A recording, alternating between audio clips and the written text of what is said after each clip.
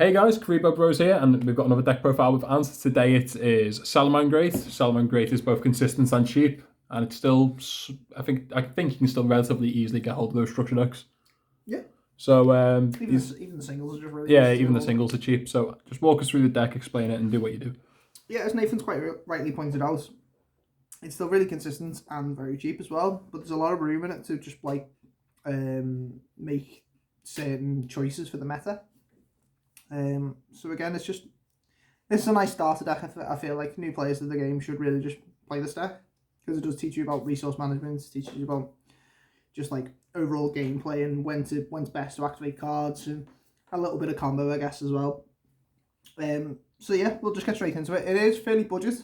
There are some cards that I will go over that you can just swap out for different choices, but we'll get straight into it. So for this list, we're playing 3 Flame Buffalo. One thing we're not playing in this list is Lady Debug. It's always been one of them cards like really, really good, but you need your hand to be good for it to be good. Whereas this, like, gets you 2 draws, possibly into more plays, and you only need any Cyburst. So, you just basically this effect is when it's sent to grave, you can discard a Cyburst monster, not as cost, and then draw 2. So it's really good. It helps you chain block with your Balinks as well. So 3 Flame Buffalo, 1 Gazelle, which is quite sad, but yeah, best card in the deck. It just facilitates every other card in the deck, or every other Cyburst monster.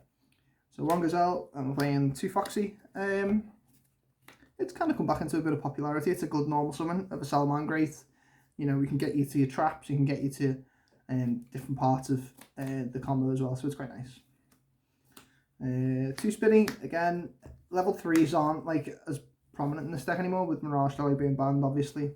But they're still nice just to have as extenders, just to kind of work your way up the link climb ladder.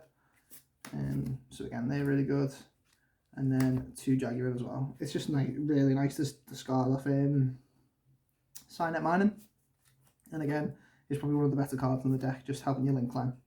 And then to round it up, we are playing 1 Falco, which I feel is really good, especially when you're going to come up against Nibiru, you just know, you get that inkling. But even when Nibiru was prevalent in the meta, being able to just return your Gazelle to hand and then summon this and then just kind of keep comboing, just meant that you keep using Gazelle safe from Nibiru, so that if you did get Nibiru, you could just play on next turn with the Gazelle. So that's quite nice. We are playing 6 hand traps, 6 very budget friendly hand traps as well. And if you buy the decks, you get these. So again, another reason to play this deck if you're just going to pick it up. Salad's never going to be an exciting deck because it's been around for so long and it just continues to be such a good standard deck. But people hate to see profiles and stuff. But for the players out there that are struggling to find something, or are getting a bit bored of other decks themselves, Salad's really fun to play. Although the deck profiles boring, playing Salad's really fun because it's just quite consistent, and there's nothing more frustrating when you play a deck that's just not consistent. So 6 hand traps, again, very inexpensive for them, and they're very good this method as well. Being that graveyards are very reliant. Moving on to spells, 3 Signet Mining, just ultra consistency, and then we'll pair that up with 3 Desires as well. Again, yeah, you really don't mind Desires in this deck. You are playing a 1-off Gazelle, but usually you search it or you just take the risk because it's a 1-off and you're not going to banish it. This deck can play without Gazelle as well. It's just, you have to be a lot more tight with card management, that's all. So some more consistency cards there. And we're playing these Salamangreat cards. Again, the search is Circle Search any Salamangreat, which is nice. This is part of the combo when you search on Balinks, and then this is just kind of nice just to get the monster out of your hand and not use their effects. Just the link climb again. It does help you later in the game as well. Moving on to the traps, 3 strike. This is really hidden secret tech of this format, when really it's not, just a really good card that everyone knows about, but this card will catch you off guard. It is very good. And the fact that it's a counter trap as well just helps you go in second, weirdly enough. You can just set it, and then as soon as they make a push for game, you just strike an access code. Well, not an access code, just strike anything big, I guess. So yeah, it's quite nice. 3TT, again, another great card this format. Just being able to just like board wipes really good, and if you pair it up with Balinks as well, you can just keep your board, just banish the Balinks instead. So making double Balinks at the start of your combo if you draw this is pretty good.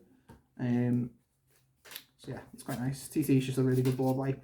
Kind of resets the game, keeps the game simplified, which is where Salah really wants to be. It doesn't want to get into a combo match and just get blown out. So, and then we're playing 2 halves of the in archetypes trap cards. We're playing 2 because we play Desires, but sometimes it's just nice to just be able to draw one, so then you can search for the other one by sending it to the grave and then the back off Wolf.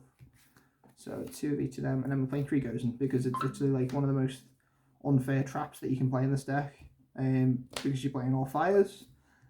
It does kind of hurt the meta slightly.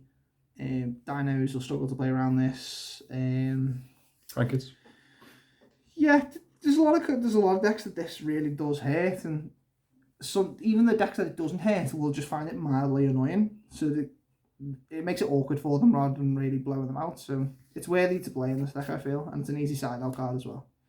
Moving to the extra deck, we are playing 3 Balinks, standard, pretty standard, just searches your Sanctuary. 3 Wolf, again standard, just helps you recycle cards, add cards to your hand. Very good. Again, standard again. With Yugioh, just shuffling back rows, really powerful. And going for game with it's quite nice as well. Linker Evo. Now this is, if you are a like avid watcher of this channel, you will have seen that this came in clutch against Nathan not too long ago, where he opens evenly match, and I just make this game 3 because I'm expecting evenly match. It's very good. Like, what's nice about it as well is against Eldritch, it's really annoying because like you can just leave this up and like you can just play through a back row like Conquistador or something like that. So it's quite nice in that respect.